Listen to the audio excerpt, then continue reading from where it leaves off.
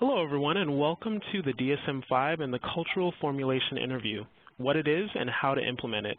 My name is Jason Jones, and I'm a social worker here at the Community Technical Assistance Center of New York, and I'm joined by Mr. Andres Hoyos, who is a licensed clinical social worker who will be our presenter for today.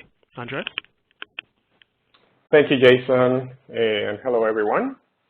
So yes, we're here to talk about the DSM-5, the Cultural Formulation Interview, which is a tool to help people bring anything that is relevant to the client's culture into the assessment process.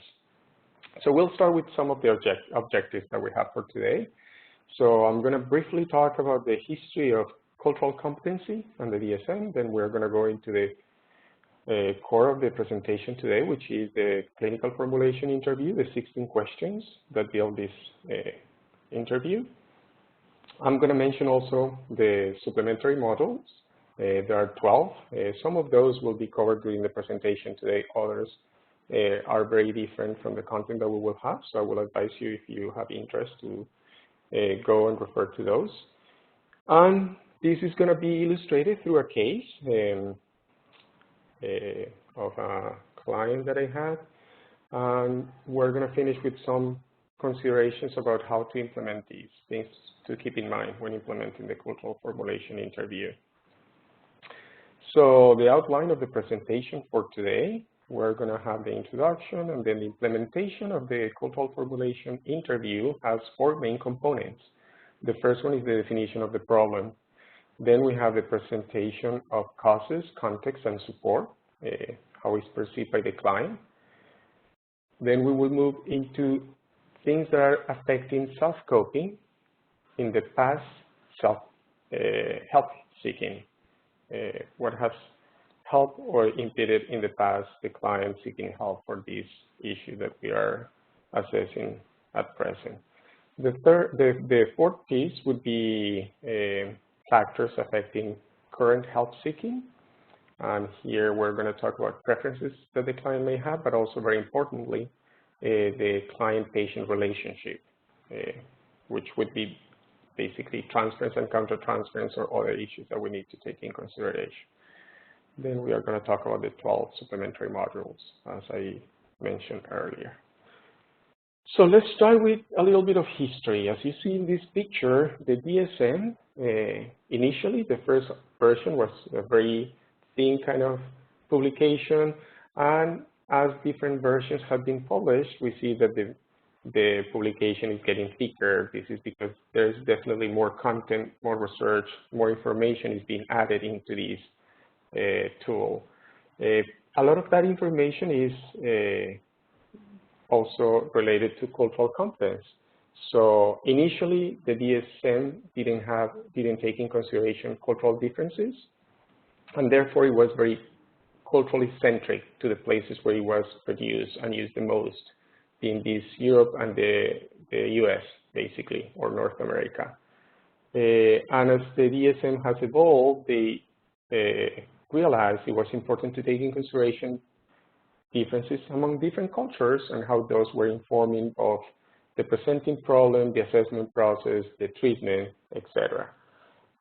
So later, we had in the DSM-3, the incorporation of cultural bond syndromes, which were syndromes that were speaking about a specific symptomatology or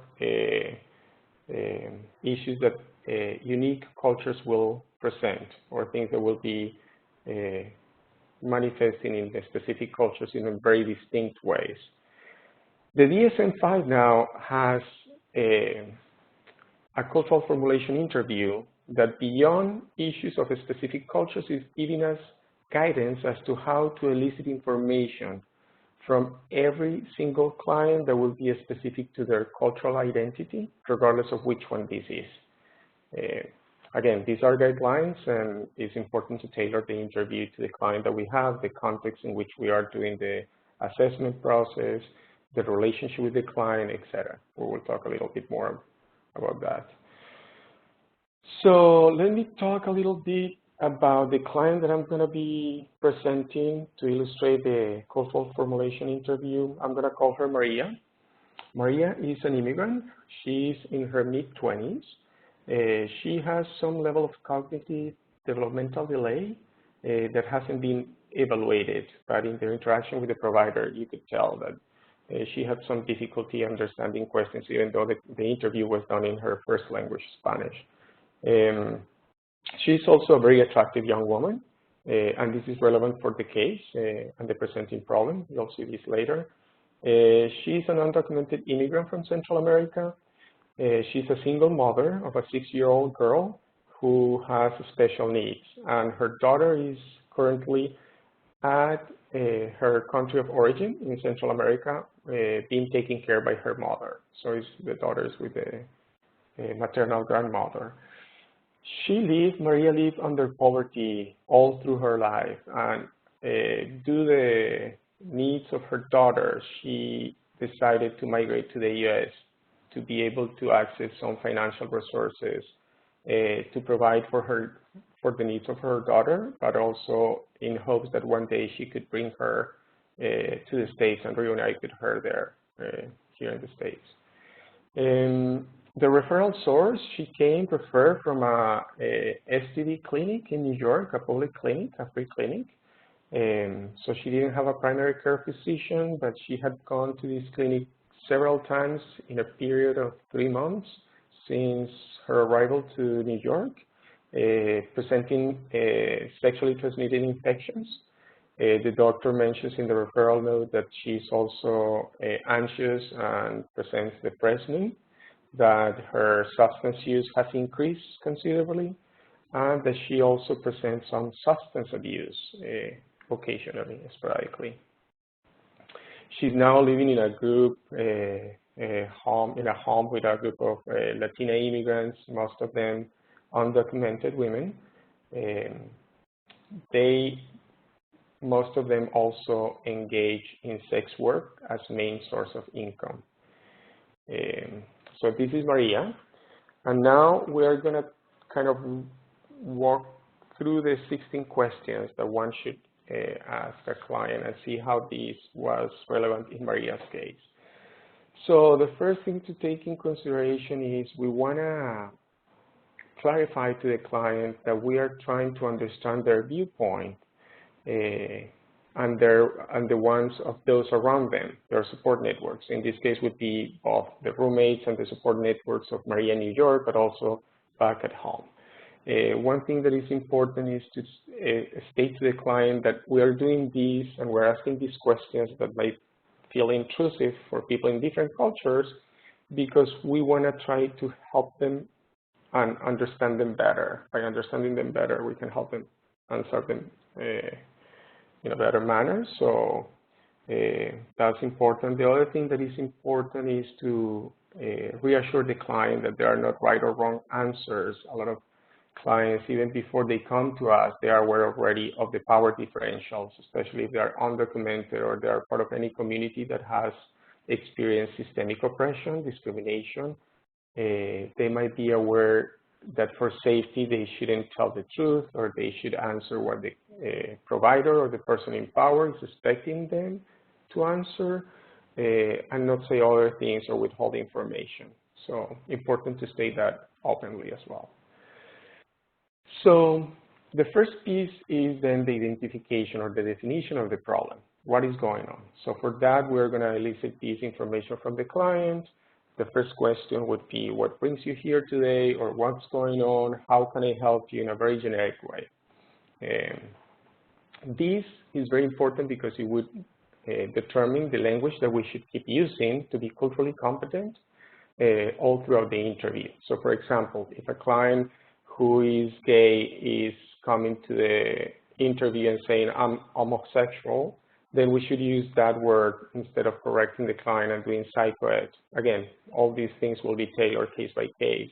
Or a client can say, I'm anxious because I'm afraid of contracting AIDS. We know that the client might be speaking of HIV, not AIDS. But again, if the client is referring to the issue in one manner, we should at least at the beginning honor that, and later on during the interview, or if the client is going to become part of our services at the agency where we are working, then perhaps later psychoed would be more appropriate, so we don't create tension between the client and the provider in this first encounter. In this case, for example, you'll see that when I asked Maria what was going on, she said, I'm ill, I'm sad, I'm scared. The doctor told me that I needed to talk to someone because I could get AIDS. I'm sure the doctor was concerned about risk of HIV infection, but this is how she framed it. She also talked about drinking and using drugs, and that was part of her concern. And all this was related because she was a night girl. And when she stated this, instead of making assumptions, I asked her what that meant. And then she said with a lot of shame and avoiding eye contact that she was a prostitute. So there I knew that prostitution wasn't going to be the word I should be using during the interview because there are different issues like mood issues, health issues, physical health, and source of income. I will perhaps use something more generic like the problems that you're facing, the challenges that you're facing, or use a more neutral word like sex work, if that's okay with the client, and one can check with the client about that. So once we have the definition of the problem, we will move on to the next question, and here we want to ask the client how they describe the problem, not to us, but usually to their peers, their family, their friends, other members in their community. This is good to try to elicit as much information without censorship because our power differential between provider and client. So when I asked Maria about this, she said that she was working as a night girl, but that's not who she was, that she would not talk about this with anybody other than her roommates who were also engaged in the same activity. And she went on into explaining how this was just a moment in her life, that she didn't choose this, that it was circumstantial, that it was just an attempt to get back on her feet, get money for her child, the problems that her child and her mom were facing because of poverty and violence in her country of origin, that she was very scared because of the violence that she was being exposed to and health issues. She was concerned about being arrested and being deported, and also contracting HIV, in her words, getting AIDS. She was sad and fearful that others in her country of origin will find out about this because during her work, sometimes she would allow clients to take pictures or do video recording. And she was concerned that these things could be posted online, that could get somehow, she would be exposed to her support networks in her country of origin and the devastating consequences that that would have. So it was more of a storytelling. When I asked her how she was talking about other people, her friends and family, what was shared and what was not shared. Then the third question that is also related to the definition of the problem would be, what troubles most the client about this problem? And when we asked Maria about this, she said that not being able to be back because she was undocumented, so not being able to visit her family if needed, if there was an emergency, that she was very shameful of what she was doing, that she had fears of others finding out about what was going on for her. She wanted to see her daughter as soon as possible. She needed money for this, either to bring her daughter to the States or to go back to her country. So these were the concerns. Initially, the sexually transmitted disease and HIV risk wasn't her main concern, but it was part of the referral process because of where she came referred from. So important to take in consideration those things. Sometimes what the other provider might be seeing might not be what the client is seeing as problematic. And in order to be culturally competent, we need to take in consideration what the client is concerned about. So we're moving to the second part, which is causes, and that's question number 4. So we want to hear from the client what do they think is causing the problem? What are the source? What is the origin? So to this, Maria was saying that These all happened because she didn't stay at school, therefore she didn't learn any skills to support herself and her children, that she became pregnant as a teenager, therefore these also caused stress in her family, that the special needs of her daughter were a burden to her mother, and the poverty in which they were living were causing her to leave the country of origin and to relocate somewhere else, like in the States, in New York, to try to find ways of providing for her family and for her daughter. Number 5 then is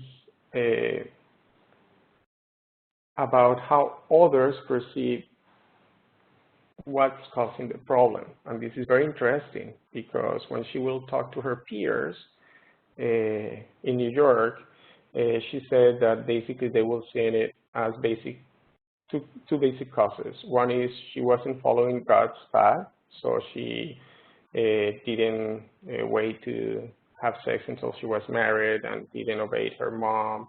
And because of that, all these things were taking place in her life. It's interesting because neither the client or her support networks in this case were seeing the systemic issues that were causing a lot of this suffering, like poverty and violence and gender oppression, etc., oppression based on gender. So we're moving now to stressors and supports, and here we want to find out what about their environment, support networks, coworkers, relatives, is either a source of stress or a source of support. Many times it's a mix situation when they can be supportive in some ways and also create some stress in other ways. That's why I think it's helpful to illustrate this with our concrete case. So what kind of support is Maria getting from friends, family, or others that is helping her with everything that she's facing? She said that she's in contact with her family via WhatsApp, and seeing pictures or videos of her daughter and speaking to her mother was usually helpful, but she also acknowledged that after she would hang up or when she wasn't in contact with them or they were not available and she was trying to reach out to them, she would be very sad or anxious. And this was connected also with the drinking, which in a way is self-medicating the emotional distress that the client is having, which was also culturally normative for her, for Maria in this case. So other things that were a source of support for her was she found a Latino group in Queens that she attended once. That only encounter with the group was very helpful. She would remember things that were said in that group. She was looking forward to be able to go back to that group. The group will meet only once a week, and Maria, didn't have the ability often to attend the group for different reasons, weather conditions, lack of money for transportation, work that will come up, and she had bills to pay from her immigration process to the States that she still had to pay the coyotes that helped her pass, and related to that was safety of her family back home in the country of origin. If she didn't meet the payments, she knew that her family could be at risk. So just to put in perspective how for her wasn't an option to just default in payments here. So now we're going to be talking about other areas that could be source of stress. For Maria in this case, she talked about the place where she was living. There were often fights and arguments between the roommates that will interfere with her ability to sleep. She will often go out on the streets to wander just because she didn't want to be in that space. Money was a big source of stress. Financial issues also back at home when her mother was sick, when her daughter was sick, when there were any specific needs. This was stressing her out. Illness, the sexually transmitted infections she had contracted were a source of stress. And she acknowledged then that even though she had condoms, sometimes because her clients will offer her to pay her more if she wouldn't use condoms out of desperation or need, she will decide not to do it. Sometimes she said, also that it was because she was under the influence, and at that point, she wasn't making the right decisions, and money was more important sometimes. She tried to get other jobs because of her limited English, her limited fluency in English, being undocumented. It was difficult, were very low-paid jobs, and she also acknowledged that usually at every job she will get passes or offers, sexual offers from males, men in these situations. So this is why I was saying that her physical appearance also made her, in a way, a target for these kind of situations, which speaks to oppression based on gender. Okay, now we're going to move into, so we talk about the things that make it worse. Now we want to understand cultural identity, and this is questions 9 to 10. What things are impacting the problem in a positive way or in a negative way? And to understand that, we want to understand first what is important for the client about their identity. For this, I usually ask the client to complete the sentence, I am, 10 times. I am what? I am, and Maria said, I am a mom, I am a daughter, I am a Catholic. So religion came up to surface in this question. I am a Latina from the specific country in Central America. She said, I'm an immigrant, and then she said, I'm an illegal immigrant, so the dual identity there. She also talked about positive things of her identity, things that help her, so things that help her deal with the problem specifically, with all these challenges. And she talked about food, music, being in contact with nature, and being around other Latinas. Other Latino women who were around her age and who were mothers, especially single mothers. So normalizing her experience was very important for her, and we can understand that. Now, question 10 is trying to elicit what kind of things related to culture and the presenting issues, in this case, usually it's more than just one, would connect. Maria talked about shame, because she was bringing shame to her family and to her daughter. Even if they didn't know, she felt that she was less than now because of the work that she was doing. That it was immoral, so more of a social larger issue, that she felt dirty, and because of that she didn't feel deserving of a partner or a healthy relationship. She felt also as a sinful person. So this is speaking about the religion part of it. That also she elaborated, stating that she was concerned about God's punishment for her behavior, and she sometimes wondered if the struggle that she was facing was a consequence of this issue with her religion and God's punishment. Also, the fact that she didn't have documents, legal status. So she said, I don't have papers, and that's another thing that makes it difficult, because being a Latino, undocumented in New York, was putting her definitely in a more stressful, disadvantaged situation. So moving on, 11, we want to learn how the client is coping with the problem. So any coping, healthy or unhealthy, adaptive or not adaptive, what is the client using to try to deal with the issues at hand? Maria was listing some very interesting coping mechanisms. One of those was isolating for people from her country of origin to avoid identification as to what was she doing and what was going on with her. She acknowledged that she was drinking more as a way of dealing with her sadness. Sometimes also she will take substances when she was doing sex work that clients will offer her. And she stated because she realized that that would help her kind of numb the emotional pain she was experiencing in that situation. Going to church was a powerful source of wellness for her, but it has also kind of a conflicting feeling because she felt ashamed of being in that space. She didn't want to participate in her religious community actively or even take the communion because she felt that what she was doing was a problem. So we see how coping can also be in relationship with some disconnects that the client is having and some incongruencies. So she was also praying at home, and this is something that she acknowledged was helping her greatly. Once we found out about coping mechanisms, we want to understand help-seeking behaviors, first in the past, what they have done and what worked.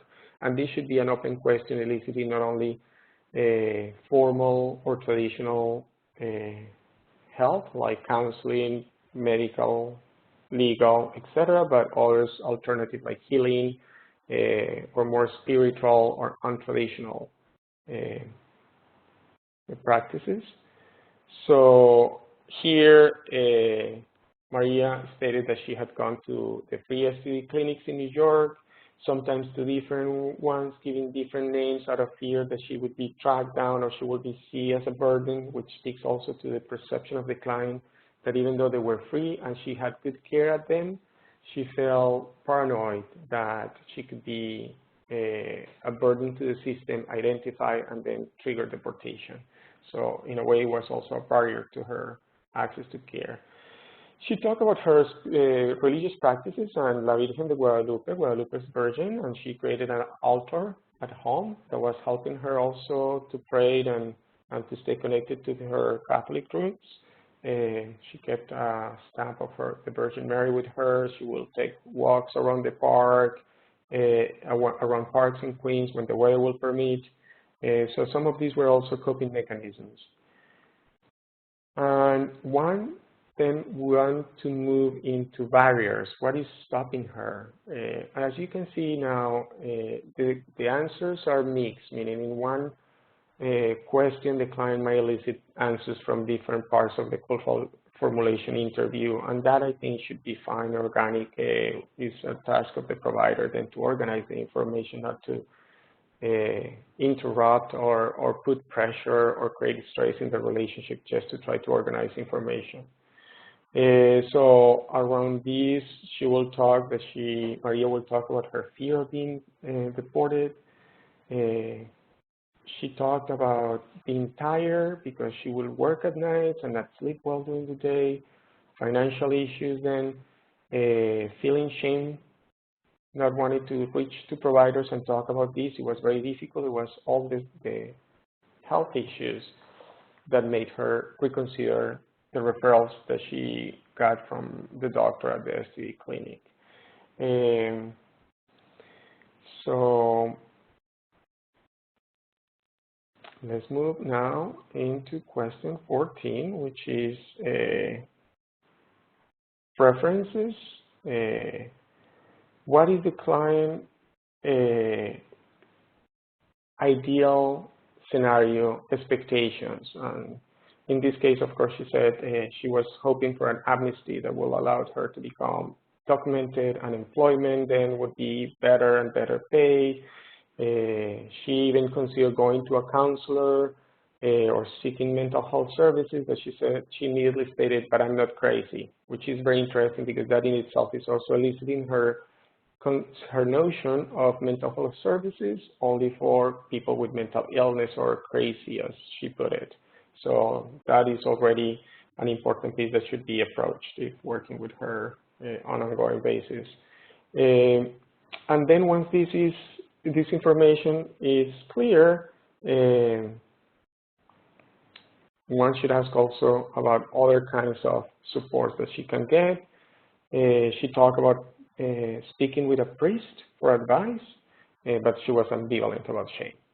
So lastly, we want to know about any expectations or issues about the relationship between the client and the provider. In this case, when I asked her if she had any preference around any counseling or mental health services, she stated that she would rather have them in Queens, near where she was living, that hopefully would be free of charge or very low cost because finances were a big source of stress, in Spanish, as that is her first language, but also, even though she didn't mention it, I prompted her if gender was an issue, and immediately she stated that yes, she would prefer a woman so she could be able to talk more freely about her things.